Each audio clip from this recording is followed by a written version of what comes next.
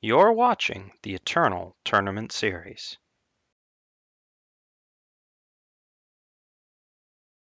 Hello and welcome back, everyone, to round 3 for the third weekly of Season 5 Eternal Tournament Series. I am once again your host, Bairdrus, joined by my wonderful host, Sir Rhino. I am wonderful, aren't I? Yeah. But what's more wonderful is Omens of the Past and these awesome decks that we're seeing. We're in the 2-0 bracket for this match. And we've got some regulars of the Eternal Tournament Series here in Tobboo, who's on an aggressive Argenport mid-range list, and KampfKrote, who's on Xenon mid-range. You might know KampfKrote as a master of all things Burn and Queen. He's done very, very well with that in the past. But he's bringing Xenon mid-range this time around. Yeah, normally a player who has done quite well, as you said, with the Burn Queen decks, but he's playing the Xenon mid-range deck, which is it's utilizing a few of the new cards, but really it's just taking advantage of Ion the Abductor, Vara's Choice, and Banish. The other pieces of this combo were there and have been there for the last few months. And, people were trying to play a deck somewhat similar to this, but it just never quite came together. Like, you didn't have a 3-drop that was good. And that's kind of the role that Ion's been filling for most people. Right. Most of the Xenon decks we saw before were Xenon killer style decks where you played Dawnwalker and gave a killer and did cool stuff with that. This time around, it's more just a straightforward mid-range deck featuring 4 Stray into Shadow, which his Sandstorm Titan, Steward of the Past, Shadowlands Feasters, Mystic Ascendants mostly survive. Your Ions are going to get swept up in that. Your Temple Scribes you don't mind because it already drew you a card. And yeah, Banish is a huge tool that gives this mid-range deck some reach against certain things that normally it has trouble interacting with, right? This might struggle sometimes to keep up with, like, say, a Chalice list. Now you have 3 easy answers to Chalice with Banish. And Banish can also still hit units and spots, or against Armory can hit their relic weapons. It's just a very versatile card. So yeah. Banish is really doing a lot to help out this deck list. Same thing with Vara's Choice, gives you a clean answer to, say, an Ikaria that's in your opponent's hand, or a problematic thing on the board that you can just buy you time with. On the other end, we've got Tobboo, who is also normally a Burn Queen player, if I'm not mistaken, bringing what's called Argenport mid-range, but certainly leaning towards an aggressive style of mid-range here. Yeah, this definitely has a lot of interesting cards in it. It does have the Copperhall Bailiffs, so I guess it's not like full aggro. But of the new cards that it's including Auric Vigilante, which is a 3/2 for 2 that gets +1/+1 when it's holding a weapon. So we are going to see some weapons in the deck. No, I got to jump in here. We're getting our Aurics mixed up. This is Auric Vigilante is the Revenge 1/1. You're thinking of Auric Bully, I want to say. Or Bully, yeah. I think you are right. That makes a lot more sense because I'm not seeing a ton of weapons in the list, so that explains the confusion. So yeah, Auric Vigilante, it is the Revenge one, and of course, Inquisitor Mokto at the top of the list. Obviously, very big inclusion. We're going to be seeing that in most of the Argenport decks. It's kind of your build around card, and 3 copies of Slay. Slay, as we talked about in our last matchup, very, very powerful. So right. So Mokto here isn't going to be featured as a control finisher. It's just a good mid-range card. It's notable that Tobboo's got some sources of Warcry and Copperhall Bailiff and Hammer of Might that could hit Inquisitor Mokto, which is cool, but really it's just a good stuff, straightforward, aggressive leaning mid-range deck that has a little bit of late game play to it just because Impending Doom and Mokto are good. But it looks like the players get the go-ahead here, and KampfKrote letting Tobboo know who's going to be who's Huckleberry here. Yeah, and we see the player starting off right away. Tobboo has a nice solid hand. He's got these 2 drops in here, so he's going to be getting that Auric Vigilante down early and trying to get aggressive with it. Unfortunately, it looks like it's going to get stonewalled by this Temple Scribe right out of the gate. So this is one of the weaknesses of the Auric Vigilante, is that it's not exceptionally powerful on the health side, so it can just be chump blocked down by these little tokens. And, Kampf can even pick it up with the Vara's Favor in his hand when the time comes. So Kampf swinging here because he has Zara's favor. Tobboo realizes that, doesn't bother blocking to take out this 1-1, even though it could clear the way for his own 1-1. It's not worth losing the flyer here, which he knows could be valuable against the deck packing past. This Auric Vigilante might not end up doing much of this game because even if he does find a way to push it through, the Steward of the Past could end up thwarting its revenge anyways. While it can be a strong card against certain control decks, against Xenon Control, where you've got Steward of the Past, Shadowlands Feaster, and even Stray into Shadow, giving it negatives means it doesn't come back. So KampfKrote's ready for revenge with this list. Yeah, definitely. I couldn't have found a better matchup for himself with all this revenge hate that he has hanging out in his hand. And, I guess that is one of the ways you could potentially also get rid of a card like Mokto, is using a combination of Stray into Shadows and a few other cards to reduce his health permanently so that he can't be revenged back. KampfKrote opting to not double block the Argenport Instigator there.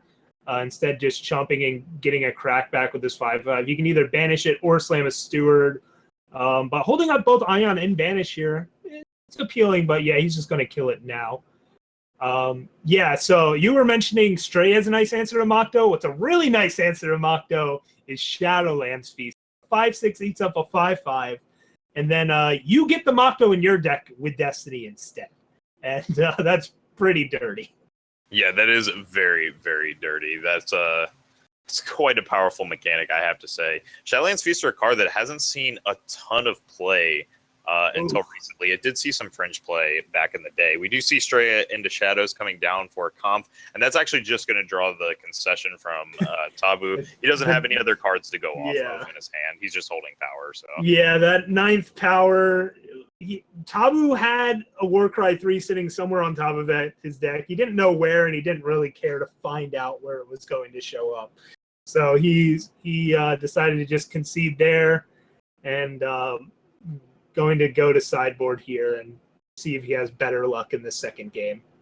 Yeah, let's check out these player sideboards. Let's see what Tobboo can bring up real quick. I see some protects as an intriguing inclusion. Not only can you just protect your units from removal, but say your opponent has a Steward of the Past or a Shadowlands Feaster in play, the protect can preserve that revenge so your unit goes back into your deck. So that could be an interesting choice here. Cabal Countess can swing into a lot of these big mid-range threats that KampfKrote is presenting, especially if KampfKrote brings in these Blistering Wasps, so it doesn't look like he is. So that might be an appealing choice as well. As far as changing up the removal, who knows, maybe some Annihilates and Vanquish come in. Yeah, I have to question Cabal Countess coming in, interestingly enough, just because there are so many of those negative health effects between cards like Stray into Shadows, Vara's Favor. It just gets hit by a lot of things, but it's not bad. You're right. Like it is still a solid unit you can draw. It gets hit by a lot of things, but so does like Auric Vigilante, which you might be wanting to take out anyway. You've got to replace it with something. Maybe you put in more removal, but if you're trying to play the just removal game, you might not have enough threats to really make the deck go the distance. Yeah, on KampfKrote's side, we have he's got 2 Suffocates, 4 Blister Sting Wasps, 2 Decays, 2 Plagues, a Banish, and 2 Champion of Mystery. So the cards I'm looking at right away, I have to question whether or not Plague is going to be finding its way into this matchup, depending on how many of these 1/1s he's worried about. Like, that's more of an anti-praxis card, but if he still thinks that there's going to be a ton of units, I mean, he can afford to play this kind of strategy where he's just going to constantly reduce the board's health and impact, and, kind of dirtle it out. It's not the best, but it's definitely an interesting inclusion. Because I'm not seeing a ton in his sideboard that I'm immediately jumping at. Yeah, I don't think you're going to see much of a change in his sideboard instead. I think he's just going to mostly stick to his main board. He's kind of up against a matchup that maybe he anticipated just based on what's in his main board, and he's going to stick with that. Like, yeah, Plague is okay in this matchup. I just don't think it warrants getting sided in over any of the cards already in his deck. As we see, Stray gets kept in and the rest of that removal suite, and KampfKrote's pretty happy to snap off that keep. Let's see what Tobboo can do to deal with all this removal. Yeah, let's see what he's got packed up here. I mean, there's that protect that we talked about. Yeah, there's the Protect. We did see a Cabal Countess before he mulliganed his hand away, so those did come in as well. And, if he can find power, this hand's pretty solid. We see a Slay being picked up. That's nice. He's going to go ahead and drop this Valkyrie Enforcer naked just so he can get it down. Comp has plenty of answers here, though. 2 Stray into Shadows in the hand, a Suffocate, and a Scorpion Wasp mean he's not going to be lacking on answers anytime soon. Yep, so KampfKrote opting to not suffocate this, maybe just saving it for something else, or just wants to get an Ion down here and race this 3-3 flyer with a 3-3 lifesteal. And he'll opt to maybe deal with the Enforcer. Playing Steward here is also pretty tempting, though, especially when your opponent doesn't have anything themselves back on board. But yeah, takes out the flyer before it can get equipped with a weapon. He knows his opponent is stuck on power. Tobboo did miss his 4th power there, so taking out those only threats appealing. Interestingly enough, if we're reading into the deck lists, I wonder if he could have predicted. Yeah, I think actually right there, Tobboo should have recognized that his opponent was holding up that Protect, so maybe he wanted to go with the Steward of the Past play based on the priority in which order was passed.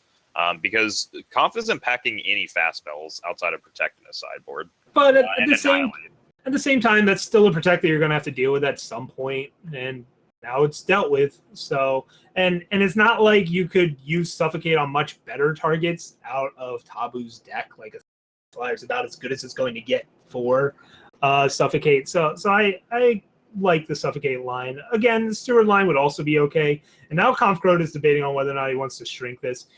And he does. He's thinking he might just have to double Stray to deal with this 5-1 flyer now. Yeah, and we see Tobboo going ahead and dropping Slay here, taking care of the Steward of the Past, and he's just going to start getting punching with the 5-1 he's got packed here. Although Sandstorm Titan is going to have something to say about that, albeit temporarily. Not for long. And an Annihilate. He's got his choices here of which way he wants to go with this. Yeah, the more things change, the more they stay the same, apparently. With a Vanquish and an Annihilate in hand, he can kill Sandstorm Titan with either of those, and then Impending Doom comes through. So the set 1 All-Stars here making themselves heard, and KampfKrote's, he's throwing out attempts at answering this Impending Doom, but Impending Doom is living up to its name right now. 5 damage a turn. Gonna eat a Wasp here, and then Mokto's gonna show up and try and clean up the rest of this. Yeah, and once this Mokto comes down, this is going to be very hard for Comp to deal with, especially looking at his hand right now. He doesn't have a lot going on. We'll see if this Mystic Ascendant can cycle into something. Death Strike is at least a temporary answer, so that's not terrible, but it's not really going to get the job done, and we're probably going to see a second Mokto come down here for Tobboo, although he doesn't even need to drop it. And yeah, he does elect to play it a little slower to try and play around cards like Stray into Shadow with some combination of follow-up. Right. And now I think Tobboo, wisely holding up Annihilate here, because one of the things that really gets him is Shadowlands Feaster. So I think for the rest of the game, really, whenever he's going to swing with Mokto, he's going to hope to have that Annihilate up for a Shadowlands Feaster. Steward of the Past does shut down Mokto shenanigans, but it doesn't matter if Mokto is killing you in the sky. So KampfKrote really needs to find a good answer here, and it's not coming yet. Opting to just annihilate that before combat. I guess because he has Finest Hour, he doesn't care about Feaster anyways. That's true. So, and that looks like it's going to be game. Top decking the Suffocate's not going to do it here for Kampf. And we've got an even match. Yeah, Tobboo was able to bring that one back in very convincing fashion. He drew up 2/5 power, which is exactly where his deck wants to be. He doesn't need to exceed 5 power for any card in particular. So he was able to draw right up to 5. He had the Moktos in play. He was able to establish, a little bit of early pressure. Impending Doom definitely pressured his opponent quite heavily. So it was very good on his side. And, Comp just kind of ran out of answers at a certain point. And, that's to be expected when you see Moktos in pairs coming down from your opponent. Like, you can only kill them for so long without a silence effect.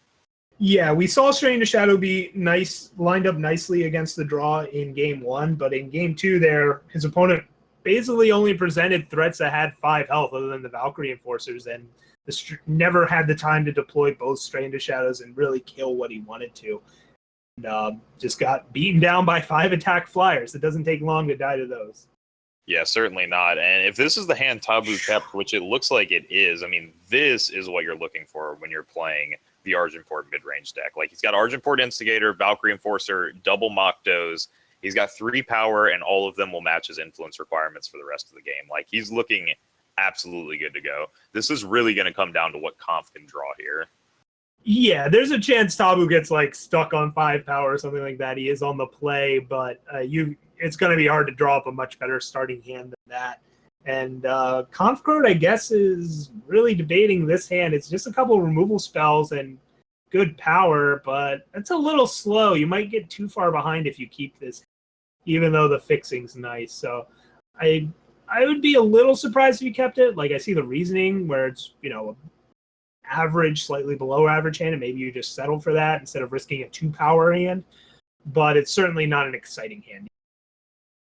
Yeah, I don't know if you can afford to keep this, honestly, when you've seen what your opponent's deck list looks like. I mean, if the Argenport Instigators are coming down early, you're going to have to answer them. Deathstrike will take care of the first Mokto, but Banish won't hit a Mokto. It'll take care of maybe one of the early threats, but then you have 2 4-drop removals. Like, the fixing certainly is there, but I think you have to try and get aggressive here. And Kampf seems to agree, although... actually, no, this hand is a lot better. Yeah, this hand's a lot better. He's got the Sandstorm Titan on 4, and he's got Suffocate, which is very important for dealing with this early aggression. That's really going to be the kicker here. Yeah, both these hands want to draw power at some point, but it's reasonable to expect they will, and they've got some things to do in the meantime. Tobboo picking up that Protect, which is nice, and I think we're just going to... KampfKrote has to decide if he wants to kill this 3/3 or just cycle through, and especially by choosing to get this Shadow Source, it's clear he's going to Suffocate. It's important that he did that there. If he played the Time Sigil instead, he wouldn't have been able to get a second Shadow Source out of that Diplomatic Seal, so I think that was the ultimate tiebreaker there. Yeah, absolutely. And Tobboo running into slight power issues here, and doesn't pick up one right now. He's going to have to find a 4th and 5th power before too long. He wants to get these Moktos into play as soon as possible and start creating a giant headache for Kampf. Yeah, missing out on the 4th power there is rough. At least Cabal Countess gives you some sort of threat here. It can't swing into Titan until you ultimate it, of course, but that sounds better than playing Impending Doom. Or you can just vanquish the Titan and hit for 7 and keep up Protect. So all in all, not too bad for Tobboo. Again, being stuck on power is a little rough, but he's got some game going here. And Kampf rips a Barra's favor for this 4-1 off the top and gets a hold up Ion. Kampf's draw is certainly panning out much better than Tobboo's, and Tobboo's got to decide if he wants to throw the Protect. And I agree with this. You're going to have trouble holding up the rest of the game if you're trying to curve out into your 5/5 flyer. Yeah, certainly. And fortunately for Tobboo, he does pick up his 4th power, which will put the Impending Doom on the line here. So, gonna see where Tobboo elects to go. I do agree with this, though. If your opponent's attacking it with that Temple Scribe, I feel like in some way that's signaling with the 3 power up that Ion's coming down. So, go ahead and ult the Cabal Countess to ensure that you're going to get your damage through this. Yeah, I'm surprised Kampf attacked with the 1/1 there. Yeah, you could still block the 4/1 with Ion, but why not just hold back the 1/1 anyway and offer that trade? Is it really worth getting in for 1 damage there in this position? I don't think so, but he just chose to get in for the 1 and got subsequently punished for it. Couldn't chump block with the 1/1 if he wanted to. And Tobboo's going to keep up this pressure in the air, and KampfKrote, he's got big dudes on the ground, but they're just not doing anything here against this aerial assault from Tobboo. Yeah, and something interesting I want to note is that Tobboo last turn, when he drops the ultimate on the Cabal Countess, because he does that and doesn't play Impending Doom, this forces Kampf's hand into playing Banish on the Cabal Countess, which means this Impending Doom is basically going to be free to wreak havoc in the sky.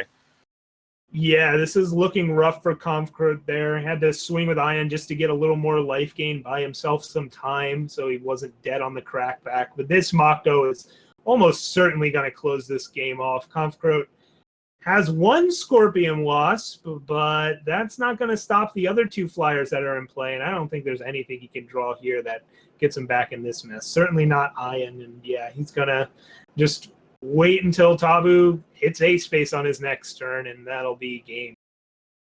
Yeah. All right, he's not even going to wait. Yeah, and Tobboo is able to turn around and take this series back after going down in the first game.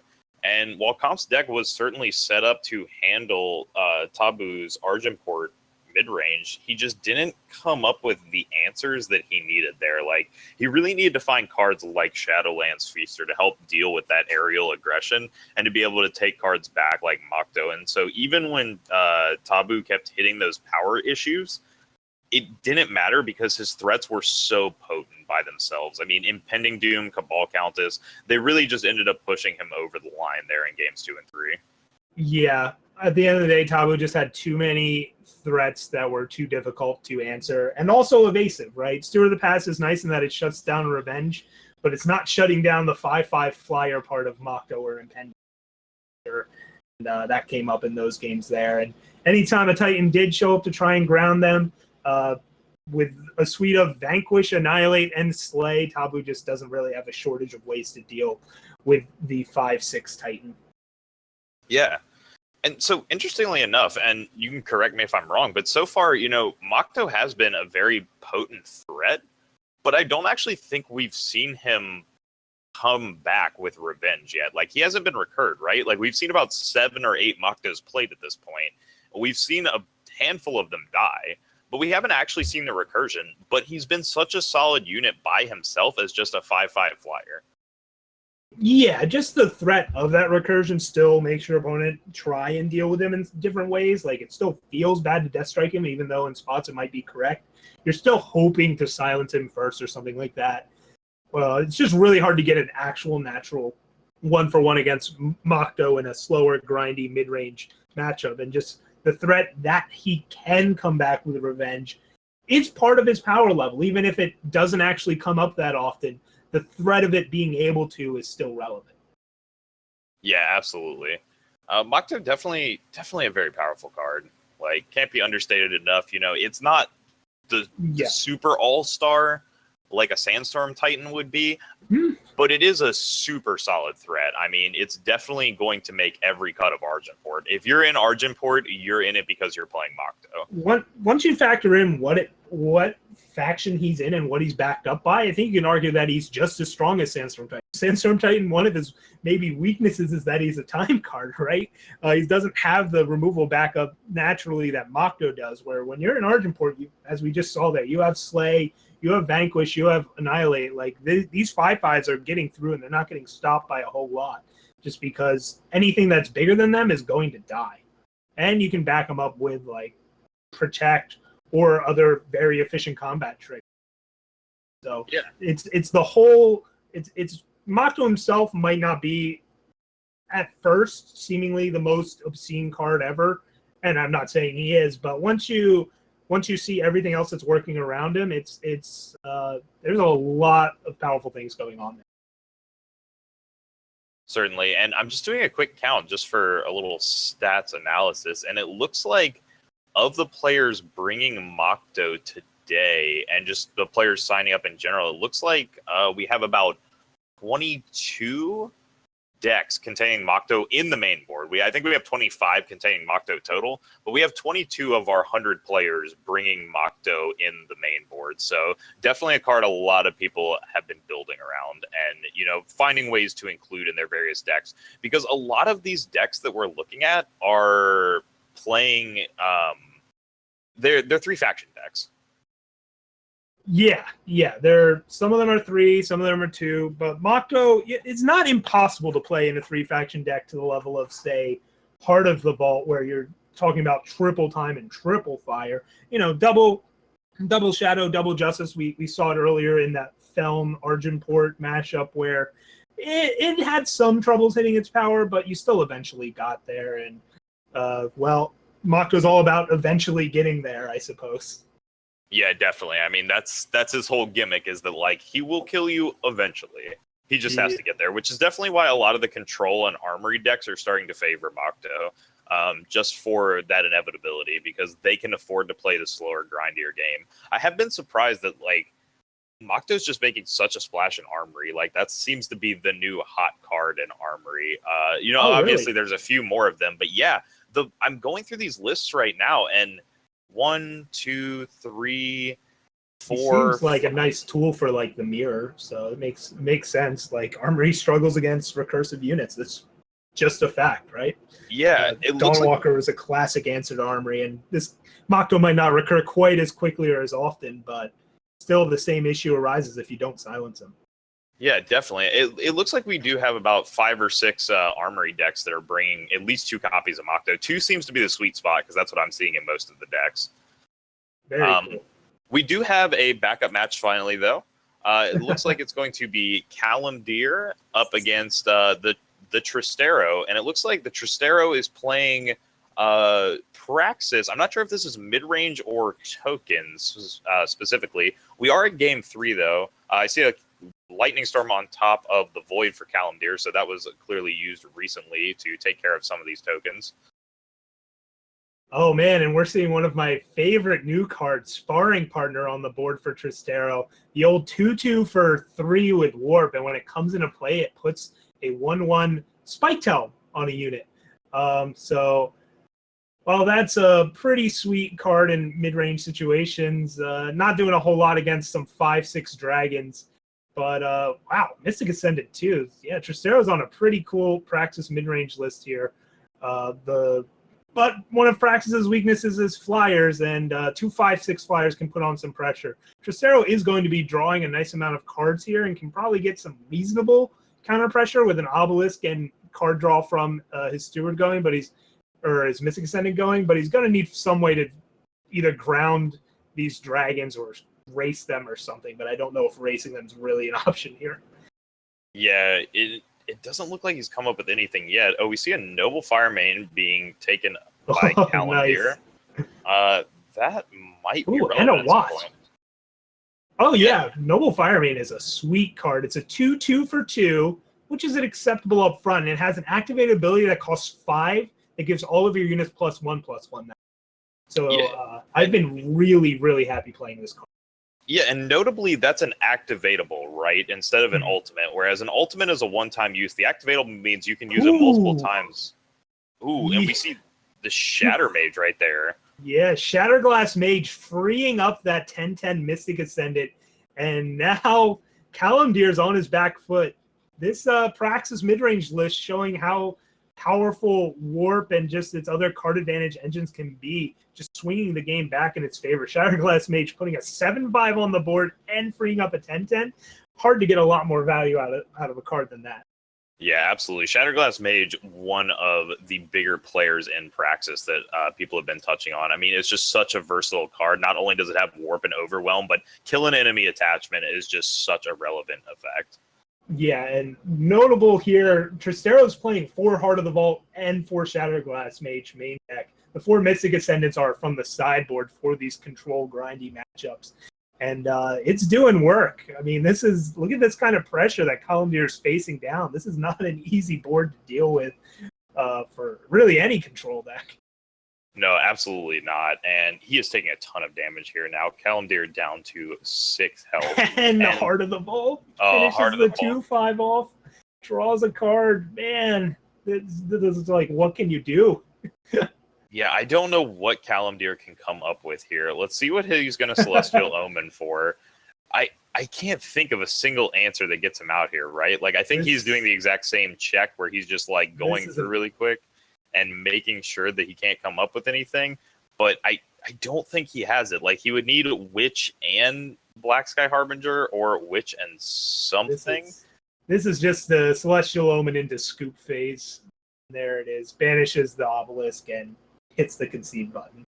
Yeah, Calimdir unfortunately not able to bring that one down. So looks like the Trystero was able to take down that series 2-1 with some very impressive top decks there. And that was a nice showcase of how powerful the Warp mechanic was. Yeah, I mean, the Mystic Ascendant drew him some cards, but when he wasn't drawing power, he's just playing units off the top of his deck anyway to probably draw more power, to play power to get Mystic Ascendant going. I mean, it's a mid-range deck that can go through its deck pretty quickly. When I was playing some Praxis Warp decks, I noticed I was just seeing like cards like Obelisk much more often because you're effectively making your deck so many cards smaller via warp, and that adds up over these games, especially against a control deck like what Calimdir was playing. Yeah, certainly. I mean, warp is just so much card advantage, and when you are playing against those control decks that are trying to grind you out, 1 for 1, 2 for 1, anytime you can pull extra value out of your deck, it's just absolutely insane. So we got to see a good use of a couple warp cards there, including the Heart of the Vault right there at the end getting brought down. Very, very powerful. Yeah, and also we saw Shatterglass Mage effectively being like a 3 for 1. You played it off the top, killed a Permafrost, and itself was a body. That's just so much value that it can be hard for any deck. Yeah, with that, Obelisk can play a 7/5 Overwhelm for 5 off the top of your deck, and you free up a 10/10. I mean, very impressive. Anytime you evaluate a time unit, you've got to remember this can be in a deck with Obelisk and, adjust properly there. It's why I've been such a fan of Avarax Familiar lately, too. I've had games where I've had an active Obelisk and I've only actually drawn 4 sigils just because between Initiative Sands and Avarax Familiar, you just get to 8 power so quick. So, there's a lot of different ways to build Praxis. All of it a lot of fun, especially if you like just dumping your whole deck on. Yeah, you can do so many different things. Avarax Familiar, that's an interesting card, though, that you bring up.